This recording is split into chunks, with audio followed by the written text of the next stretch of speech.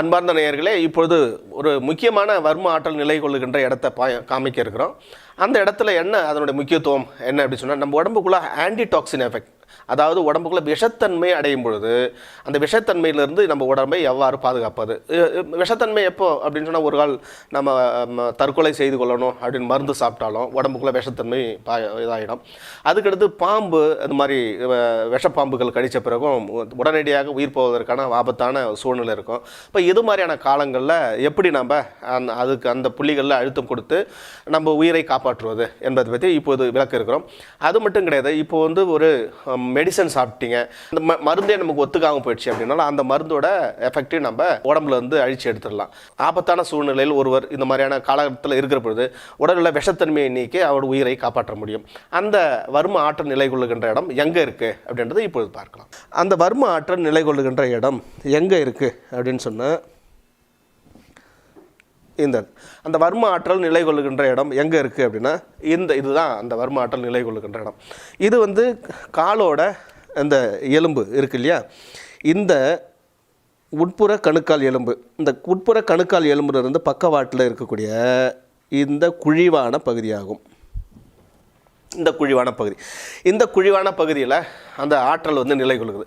இப்போ இந்த பாயிண்ட் வந்து என்ன செய்யுது அப்படின்னு சொன்னால், இதில் நம்ம ஒரு நிலையான அழுத்தம், ஃபேர்ம் ப்ரெஷர், இது மாதிரி இப்படி நம்ம அழுத்தம் கொடுக்குற பொழுது இதில் என்னென்னா, இதிலிருந்து ஆற்றல் வெளிப்பட்டு அடினல் கிளாண்ட் சுரக்க செய்யுது.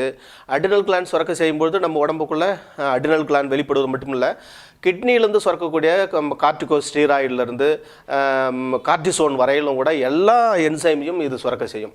இப்போ விஷம் பாம்பு கடிச்சிடுது அப்படின்னா அந்த சமயங்களில் நம்ம அந்த விஷத்தன்மையிலேருந்து நீக்கலாம். இந்த இடத்துல நிலை கொள்ளுகிற வர்மாற்றல் எந்த அளவு எஃபெக்டிவானது அப்படின்றத எனக்கு ஒரு அனுபவம், அந்த அனுபவத்தை உங்களோட பகிர்ந்து கொள்ளலான்னு இருக்கிறேன். என்ன அப்படின்னு சொன்னால், ஒரு முறை நான் சென்னையிலேருந்து பாண்டிச்சேரிக்கு பஸ்ஸில் வந்துட்டு இருக்க பொழுது, கிட்டத்தட்ட ஒரு 4 ஆண்டுகளுக்கு முன்பு பயணிக்கிற பொழுது, திண்டிவனம் தாண்டிய கிளியனூருக்கு பக்கத்தில் இடையில ஒரு கிராமத்திலேருந்து ஒரு கும்பலாக ஒருத்தரை தூக்கி எடுத்துக்கிட்டு வந்தாங்க. அவருக்கு பாம்பு கடிச்சிட்டு தான், ஆனால் பாம்பு கடித்த பாம்பை அடித்து ஒரு பையில் எடுத்துக்கிட்டு வந்தாங்க. அப்போ எடுத்துகிட்டு அவசரமாக பஸ்ஸை நிறுத்தி பஸ்ஸில் ஏறினாங்க. நான் அந்த பஸ்ஸில் ட்ராவல் பண்ணுறேன். அவருக்கு என்ன அப்படின்னா, பஸ்ஸில் ஏறும்பொழுதே எந்த சுயநினைவுமே இல்லை. அவர் படிக்கட்டிலேருந்து ஏறி நடக்கக்கூடிய சூழ்நிலை கூட இல்லை. தூக்கிட்டு வந்து தான் அங்கே வந்து பெட்டில் அந்த ஒரு சீட்டை காலி பண்ணிட்டு அவரை படுக்க வச்சாங்க. இப்போ நான் என்ன செஞ்சேன் அப்படின்னு சொன்னால், அந்த பாயிண்டில் அழுத்தம் கொடுத்தேன். அப்போ அழுத்தம் கொடுக்குற பொழுது என்ன அப்படின்னா, ஒரு நிலையான ஒருத்தர் வந்து ஒரே சமயத்தில் அந்த பாயிண்டில் ஒரே முறையில் அழுத்தம் கொடுக்கணும். 2 காலுமே 2 பேர், நானும் இன்னொருத்தர், என்னோட பயணம் செய்த இன்னொருவரும் 2 பேரும் சேர்ந்து கிட்டத்தட்ட ஒரு 10-15 நிமிஷத்துக்கு மேலே நாங்கள் ஒரு நிலையான அழுத்தம் கொடுத்துக்கிட்டே இருந்தோம். இப்போ கொடுத்து இருக்கிற சார் குறிப்பிட்ட ஒரு 5 நிமிஷம் 10 நிமிஷத்துக்கு பிறகு கொஞ்சம் கொஞ்சமாக அவருக்கு சுய நினைவுத்திலிருந்து கண்ணை திறக்க ஆரம்பித்தார். 10 நிமிஷத்துக்கு பிறகு கண்ணை திறக்க ஆரம்பித்தார். அதுக்கு அடுத்தது ஒரு 15 நிமிஷத்துக்கு பிறகு ஒரு 15 அல்லது 20 நிமிஷத்துக்குள்ளே டிரைவர் கிட்டத்தட்ட ஜிப்மர் மருத்துவமனைக்கு கிட்ட வந்துட்டாருன்னு சொல்லலாம். அப்போ அவர் வரும்பொழுது அவர் கண்ணை விழிச்சிட்டார். அதே சமயத்தில் அவர் படிக்கட்டு பஸ்ஸில் விட்டு ஏறுறதுக்கே முடியாமல் இருந்தார். ஆனால் கண்ணை விழிச்சிட்டாரு, நல்லா பார்க்க ஆரம்பிச்சிட்டாரு. அதே சமயத்தில் பஸ்ஸை விட்டு அவரே கைத்தாங்களாக பிடிச்சி பஸ்ஸை விட்டு கீழே இறங்கி ஹாஸ்பிட்டலுக்கு போகிறத கண்கூடாக பார்த்தோம்.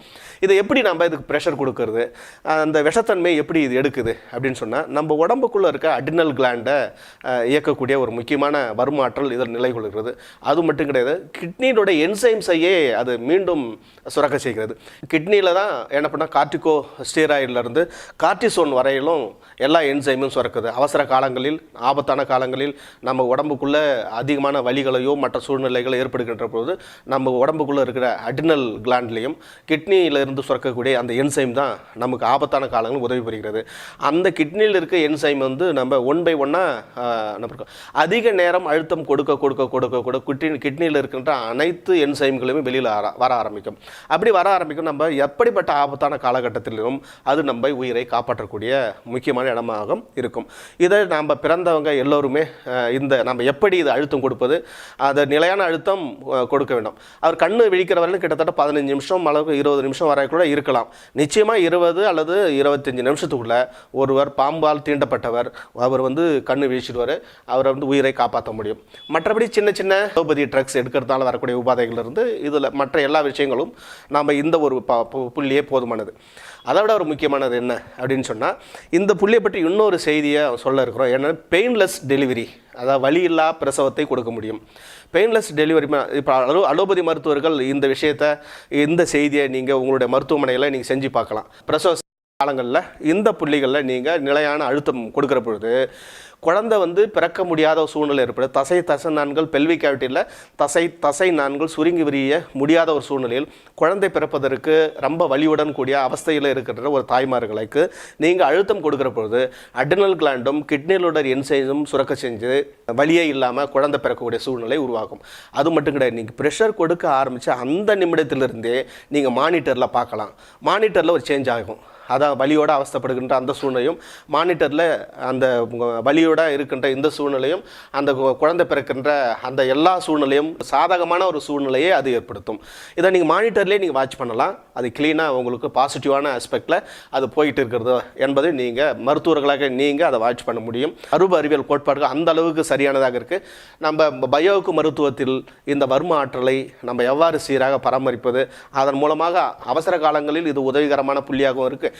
அதே சமயத்தில் பெயின்லெஸ் டெலிவரிக்கான ஒரு பெரிய சக்தி வாய்ந்த புள்ளியாகவும் இருக்குது. இப்போ பெயின்லெஸ் டெலிவரிக்கு இதுக்கு அடுத்தது இன்னும் சில புள்ளிகளும் இருக்குது. அதையும் நம்ம இனி வரும் எபிசோடில் நாங்கள் விளக்க இருக்கிறோம். அதோடு சேர்ந்து இதை பண்ணிங்கன்னா இன்னும் பக்காவான ரிசல்ட்டை கொடுக்க முடியும் என்பதை இதன் மூலமாக உங்களுக்கு தெரிவிக்கிறோம்.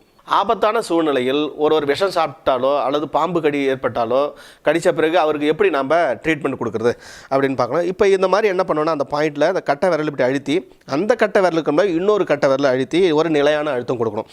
நிலையான அழுத்தம்னா இப்போ இவரை பொறுத்தவரையில் இவருக்கு ஆரோக்கியமான நபர், இவருக்கு விஷமோ அல்லது வேறு எந்த பாதிப்புகளும் இல்லை. இப்போ இவருக்கு நாம் அளவுக்கு அதிகமாக அழுத்தம் கொடுக்கக்கூடாது. அது அளவுக்கு அதிகமான இது மாதிரி அழுத்தம் கொடுத்தோம் அப்படின்னு சொன்னால், ஒரு நிலையான அழுத்தம் கொடுத்தோம்னா அட்ரினல் கிளாண்ட் சுரக்க ஆரம்பிச்சிடும். இவருக்கு படபடப்போ மற்ற பிரச்சனைகள் வர ஆரம்பிச்சிடும். விஷக்கடி ஏற்பட்டவர்களுக்கும் அதே சமயங்களில் பாய்சன் சாப்பிட்டவர்களுக்கு வாமிட்டிங் கொடுத்துட்டு உள்ளே இருக்கிற விஷத்தை சாப்பிட்ட விஷத்தெல்லாம் அவரை வாமிட்டிங் எடுக்க வச்சுட்டு அதன் பிறகு நம்ம இதில் நிலையான அழுத்தம் கொடுக்கணும். இப்படி நிலையான அழுத்தம் கொடுக்குற பொழுது என்ன பண்ணணும்னா, இதில் இருக்க அட்ரினல் கிளாண்ட் சுரக்க செஞ்சு கிட்னி என்சைமையும் ரிலீஸ் பண்ணி என்ன பண்ணோம், இவர் உயிரை உடனடியாக காபந்து பண்ணக்கூடிய ஒரு வர்ம ஆற்றல் இந்த இடங்கள்லேருந்து செயல்படுகிறது. அது ஒரே மாதிரியான 2 காலில் கொடுங்க. 2 கால்லையும் இது மாதிரி நல்ல அழுத்தம் கொடுத்து ஒரே மாதிரியான இது மாதிரி 2 விரலில் இப்படி கொடுக்கக்கூடாது. இப்படி பண்ணால் அது கரெக்டாக அப்ளை ஆகாது. இதை மாதிரி என்ன பண்ணோம், ஒரு விரலுக்கு மேலே இன்னொரு விரல் வச்சு இது மாதிரி நம்ம ஒரு நிலையான அழுத்தம் கொடுக்க வேண்டும்.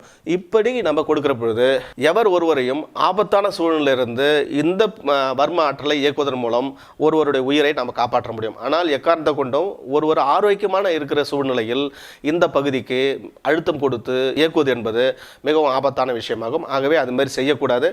விஷத்தன்மை உடைய நபர்களுக்கு மட்டுமே இதை நீங்கள் பயன்படுத்த வேண்டும் என கேட்டுக்கொள்கிறேன்.